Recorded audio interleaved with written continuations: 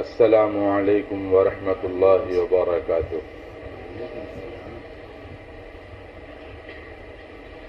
الحمد للہ نحمده ونستعینه ونستغفره ونؤمن به ونتوکل علیہ ونعوذ باللہ من شرور انفسنا ومن سیئات اعمالنا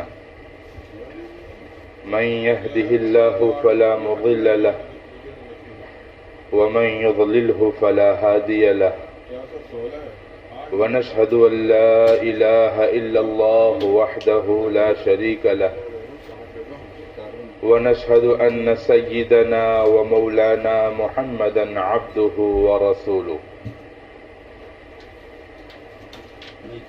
صلی اللہ علیہ وعلى آلہ وأصحابہ وبارک وسلم تسلیما کثیرا کثیرا، اما بعد فاعوذ باللہ من الشیطان الرجیم، بسم اللہ الرحمن الرحیم۔ وعد الله الذين آمنوا منكم وعملوا الصالحات ليستخلفنهم في الأرض كما استخلف الذين من قبلهم وليمكنن لهم دينهم الذي ارتضى لهم وليبدلنهم من بعد خوفهم أمنا يعبدونني لا يشركون بي شيء ومن كفر بعد ذلك فأولئك هم الفاسقون۔ صدق اللہ المولانا العظیم۔ بزرگان محترم، عزیز دینی بھائیوں اور دوستو، اس دنیا کے اندر جب قومیں پریشانی اور مصیبتوں میں مبتلا ہوتی ہے اور ایسی مصیبتیں انہیں گھیر لیتی ہیں کہ نہ اس میں سے نکلنے کا راستہ باقی رہتا ہے اور نہ وہ اس میں ٹھہر سکتی ہیں، دلوں کا امن باقی نہیں رہتا، دلوں کا چین و سکون نہیں رہتا، رات دن پریشانیوں کا، مصیبتوں کا سامنا رہتا ہے، عیش میں خلل پڑ جاتا ہے اور میرے دوستو زندگی کا سکون نہیں رہتا۔ جب ایسے حالات سے قومیں گزرتی ہیں تب اللہ رب العزت انبیاء علیہم السلام کو مبعوث فرماتے ہیں۔ وہ انبیاء علیہم السلام آتے ہیں، انہیں دنیا کی تکالیف سے، دنیا کی مشکلات سے، دنیا کی پریشانیوں سے نجات دلاتے ہیں۔ اس دنیا میں انبیاء کا آنا محض صرف اس لیے نہیں ہوتا کہ وہ اپنی قوموں کو مسجدوں میں نماز پڑھوا دیں، حج کے ارکان ادا کروا دیں یا عبادات ادا کروا دیں، یہ تو مقصود اصلی ہے ہی، لیکن اس کے ساتھ ساتھ نبیوں کی ذمہ داری یہ ہوتی ہے کہ اپنی قوم کو مشکلات سے نجات دلانا، قوم کے اندر امن و سکون پیدا کرنا اور ان کے حقوق کی ادائیگی کروانا۔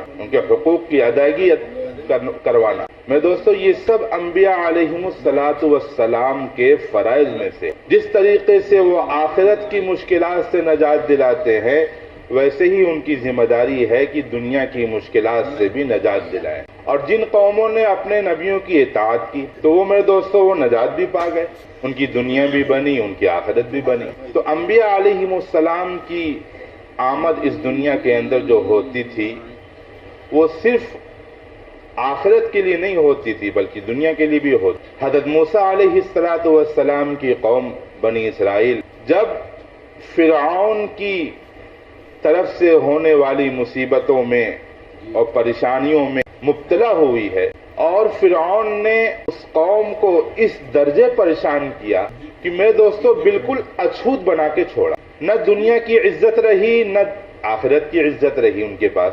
ذلیل سے ذلیل خدمات پر بنی اسرائیل کو مامور کیا جاتا تھا۔ وہ قوم جو نبیوں کی اولاد تھی، آج وہ پسماندہ قوم بن کر رہ گئی، جس کے بارے میں قرآن نے فرمایا ہے وَلَقَدْ آتَيْنَا بَنِي إِسْرَائِيلَ الْكِتَابَ وَالْحُكْمَ وَالنُّبُوَّةَ وَرَزَقْنَاهُم مِّنَ الطَّيِّبَاتِ وَفَضَّلْنَاهُمْ عَلَى الْعَالَمِينَ۔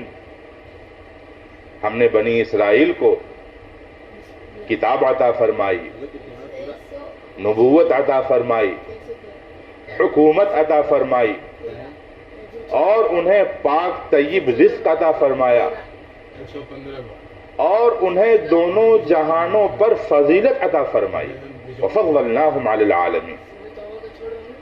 وہ قوم میں دوستو آج پسماندہ قوم بن کر رہ گئی، صرف اور صرف اپنی بدعمالی کی وجہ سے۔ پھر ایک دور آیا حضرت موسیٰ علیہ السلام کی محنت سے یہ قوم فرعون کی مصائب سے نجات پائی۔ حضرت موسیٰ علیہ السلام نے اسے نجات دلوایا اور فرعون غرق کر دیا گیا۔ پھر یہ قوم برسر اقتدار ہوئی۔ ایک زمانہ تھا کہ یہ قوم پھر برسر اقتدار پہ آئی اور یہ دنیا کے اعتبار سے کامیاب ہوئے اور آخرت کے اعتبار سے بھی کامیاب ہوئے۔ پھر کچھ سال بعد اس قوم پر ایک زمانہ، ایک دور ایسا آیا کہ یہ قوم پھر مصیبتوں کی اور پریشانیوں کی شکار ہوئی۔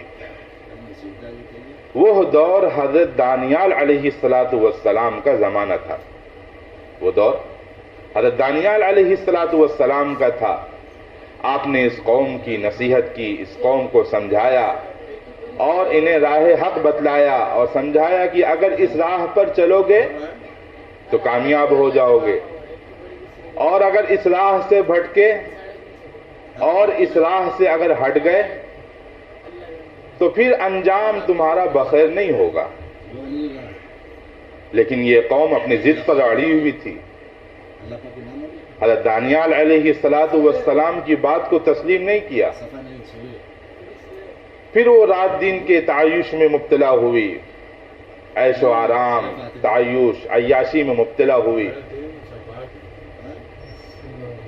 تو میرے دوستو اس وقت اس قوم کے اوپر بخت نصر مسلط ہوا۔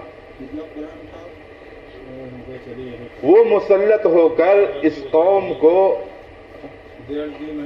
پوری قوم کو تباہ و برباد کر دیا، صرف دانیال علیہ السلام کی بات نہ ماننے کی وجہ سے۔ تقریباً 70,000 بنی اسرائیل کو تو اس نے قتل کروا دیا، اور پھر اس کے بعد 70,000 سے زیادہ بنی اسرائیل کو اس نے گرفتار کروا کے جیل میں بند کروا دیا، اور اس میں حضرت دانیال علیہ السلام بھی تھے اس گرفتاری میں۔ حضرت دانیال علیہ السلام نے سمجھایا کہ انہوں نے بتلایا کہ میں نے تم سے کہا تھا دیکھو راہ حق سے ہٹنا مت، اگر راہ حق سے ہٹو گے تو یہ تکالیف آئیں گی۔ تم آج خود تکلیف میں مبتلا ہوئے اور مجھے بھی تکلیف میں مبتلا کر دیا۔ پھر قوم منت سماجت کرنے لگی، اے نبی جی دعا کر دیجئے اللہ سے ہمارے لیے کہ اللہ ہمیں ان مسائل سے باہر نکالے۔ نبی تو نبی ہوتا ہے، شفقت کا بے پایا ہوتا ہے۔ تو حضرت دانیال علیہ السلام نے قوم سے وعدہ کیا ٹھیک میں اللہ سے دعا کروں گا۔ تو جس جیل کے اندر قوم تھی حضرت دانیال علیہ السلام بھی تھے، لیکن میرے دوستو اس جیل کے اندر جتنے افراد تھے، حکمراں تھے، وہ حضرت دانیال علیہ السلام کی زندگی سے بہت متاثر ہوئے۔ نبی تو تھے ہی وہ، ان کی زندگی سے بہت متاثر ہوئے۔ جیلر ان کے معتقد ہو گئے، اور کتنے جیلروں کی اس دوران اصلاح بھی ہو گئی، ہزاروں جیلروں کی اصلاح ہو گئی۔ تو تو حضرت دانیال علیہ السلام نے دعا مانگی تو یہ قوم پھر نجات پائی.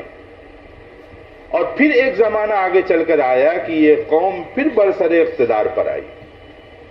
اس وقت بیت المقدس فتح ہوا، بیت المقدس ان کے قبضے میں تھا. اور میرے دوستو یہ قوم اس وقت کامیاب ہوئی. یعنی ایک زمانہ حضرت موسیٰ علیہ السلام نے انہیں نجات دلوائی، اور دوسرا زمانہ حضرت دانیال علیہ السلام نے انہیں نجات دلوائی. تو یہی کچھ صورت حال اہل عرب کی بھی تھی. تاجدار مدنی، تاجدار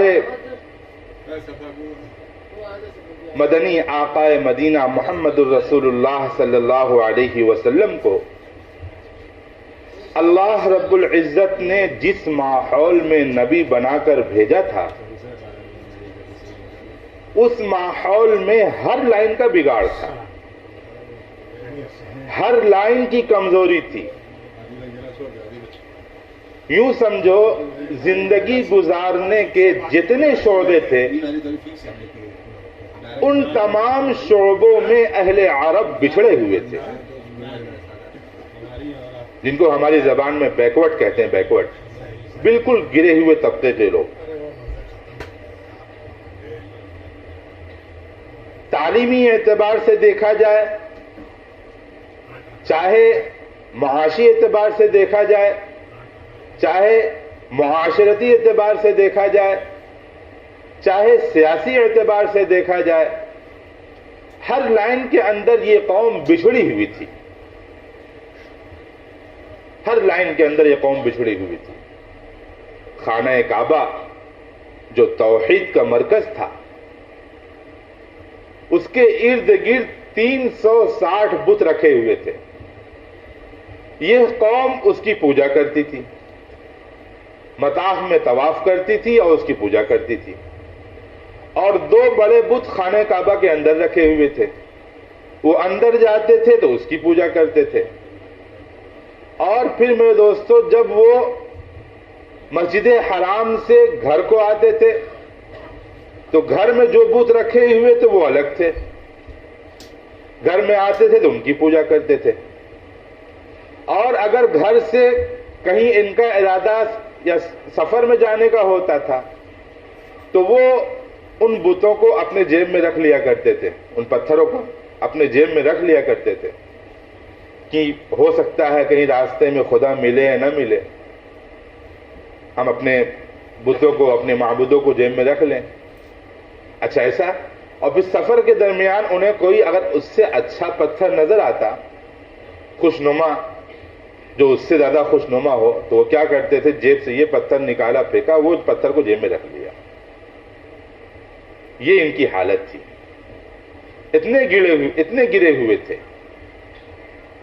یعنی جتنے گھر اتنے معبود، جتنے افراد اتنے رب، جتنے محلے اتنے ان محلوں کو سنبھالنے والے، جتنے قبائل اتنے ان قبائل کا خدائی نظام چلانے والے.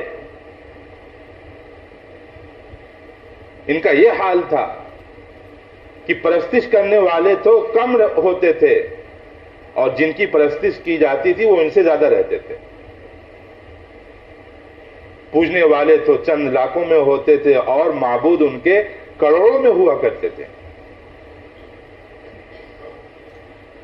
میرے دوستو مشرکین کو جو حضور سے اختلاف تھا وہ لا الہ میں تھا، الا اللہ میں نہیں تھا.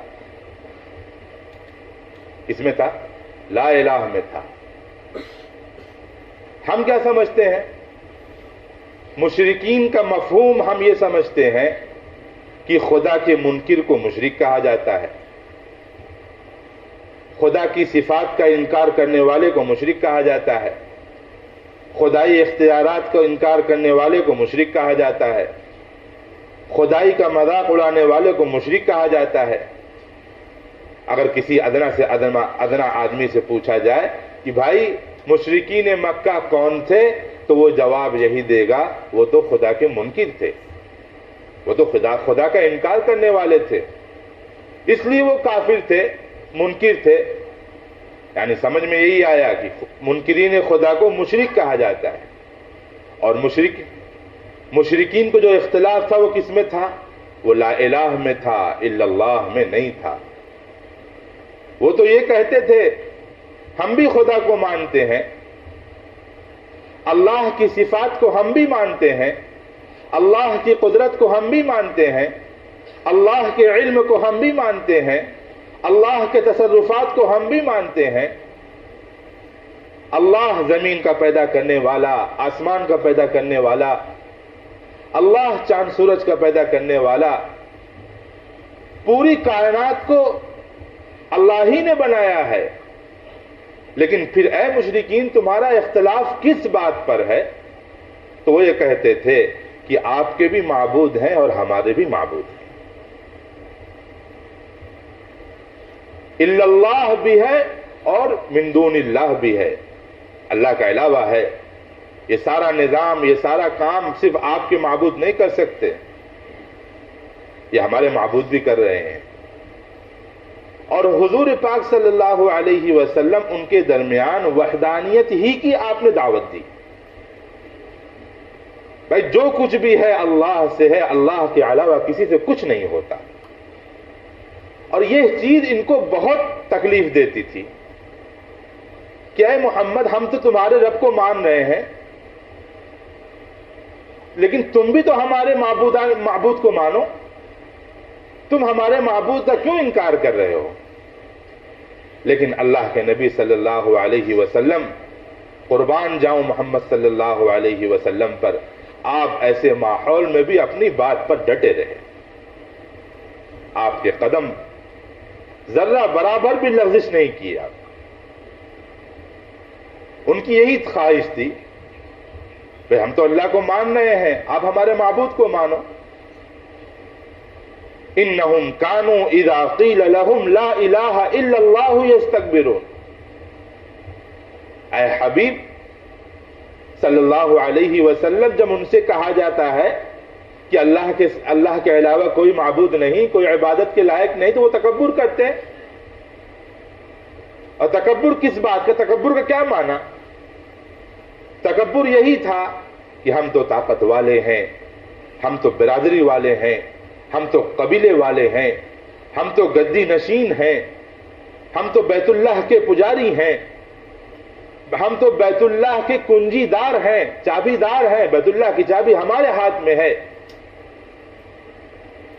یہ علماء نے یستکبرون کے معنی کیے ہیں۔ ان کو یہ غرور تھا، یہ گھمنڈ تھا۔ اَإِنَّا لَتَارِكُوا آلِهَتِنَا لِشَاعِرٍ مَجْنُونٍ، کیا ہم ایک مجنون شاعر کی وجہ سے اپنے معبود کی عبادت چھوڑ دیں؟ اپنے معبود کو چھوڑ دیں ایک شاعر مجنون کی وجہ سے؟ لیکن میرے دوستو، حضور نے تو اپنی بات پر آپ صلی اللہ علیہ وسلم جمے رہے کہ بھائی پہلے نفی ہوگی، بعد میں اس بات ہوگا۔ پہلے تو لا الہ ہے، بعد میں الا اللہ ہے۔ پہلے لا الہ ہے، بعد میں الا اللہ ہے۔ یہ اتنی گری ہوئی قوم تھی۔ اور میرے دوستو، ان کے اندر بد اخلاقی، زناکاری رات دن کا ان کا مشغلہ تھا۔ اگر کوئی عورت جو حسین ہو اور اس کا خاوند کالا ہو، سیاہ ہو، بدصورت ہو، تو اس عورت کو قانوناً اجازت ہوتی کہ وہ کسی حسین و جمیل آدمی کے ساتھ جا کر اپنی خواہش پوری کر لے۔ یہ ان کے یہ قانون تھا کہ بھئی اگر آپ کا آدمی کا کالا ہے، بدصورت ہے، آپ کو نہیں پسند ہے، تو آپ اپنے من پسند آدمی کے ساتھ جا کر اپنی خواہش پوری کر لیں، اور اس سے ہونے والی اولاد جو ہوگی وہ اس کالے آدمی کی ہوگی، اس کی نہیں ہوگی۔ جو اس سے اولاد ہوگی وہ اس بدصورت آدمی کی ہوگی، جس کے ساتھ اس عورت نے خواہش پوری کی ہے، اس کی اولاد وہ نہیں ہوگی۔ اور میرے دوستو شراب نوشی ان کے اندر بھری پڑی تھی. اگر کوئی بچہ ان کے یہاں پیدا ہوتا تو سب سے پہلے اس بچے کے حلق کے اندر شراب ٹپکائی جاتی تھی. اور اہل عرب کے اندر چھوٹی چھوٹی سی باتوں پر جھگڑے لڑائی اور ایسی لڑائیاں ہو جاتی تھی جو کئی سال تک چلتی تھی. اور جانے والا اس بات کی وصیت کر کے جاتا تھا کہ دیکھو بھائی لڑائی بند مت کرنا. وصیت کر کے جاتا تھا کہ دیکھو لڑائی بند مت کرنا، نہیں ہمارے خاندان کی ہمارے قبیلے کی ناک کٹ جائے گی. جس کی وجہ سے کئی سال تک لڑائیاں چلتی تھی. زندہ اور اگر کسی کے گھر میں بیٹی ہو جائے تو اسے زندہ درغور کیا جاتا تھا. کیوں؟ ان کو یہ بات پسند نہیں تھی کہ کسی دوسرے کے گھر کا آدمی ہمارے گھر میں داماد بن کر آئے. یہ ان کو پسند نہیں تھی. تو جہاں بچی پیدا ہوئی فوراً اس کو زندہ دفن کر دیتے تھے.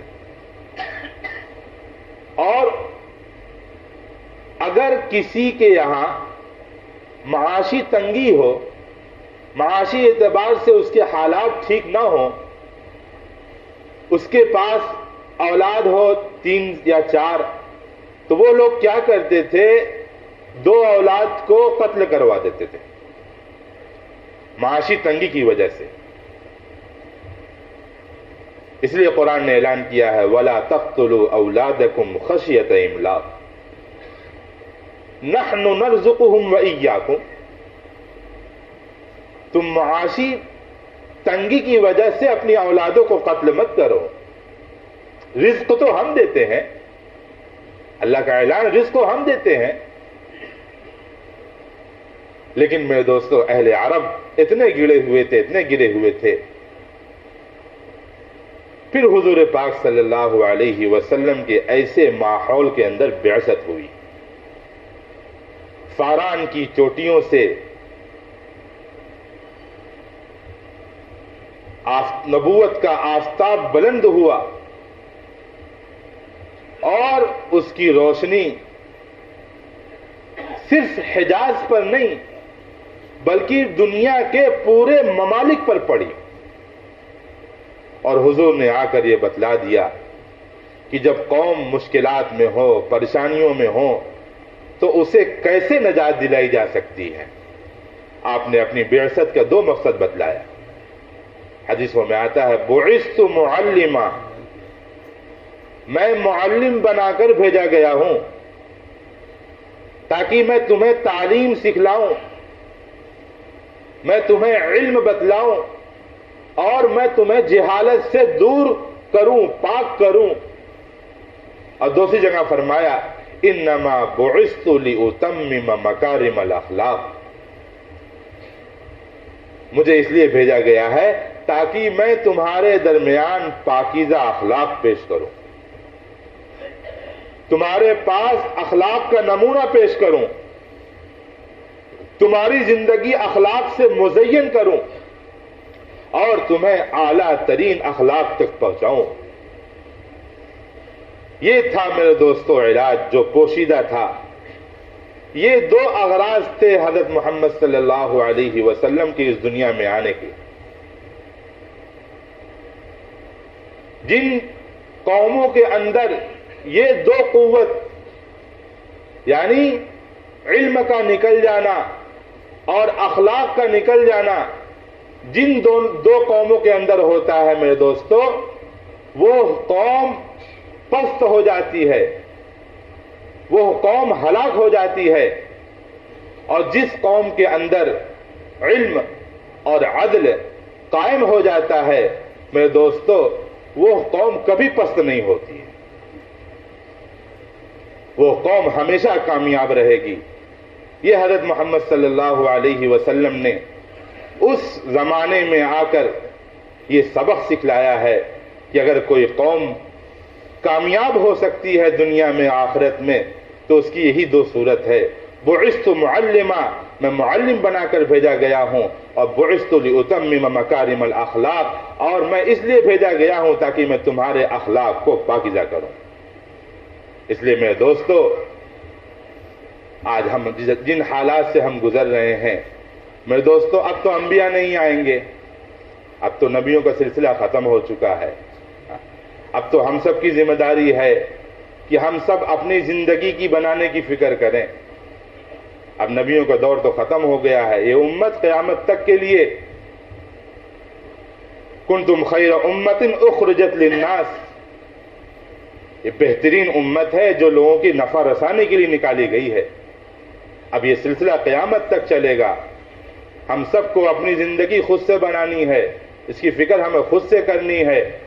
ہاں، اس لیے اللہ تعالی ہم سب کو اپنی زندگی بنانے کی توفیق نصیب فرماوے۔ وآخر دعوانا الحمدللہ رب العالمین۔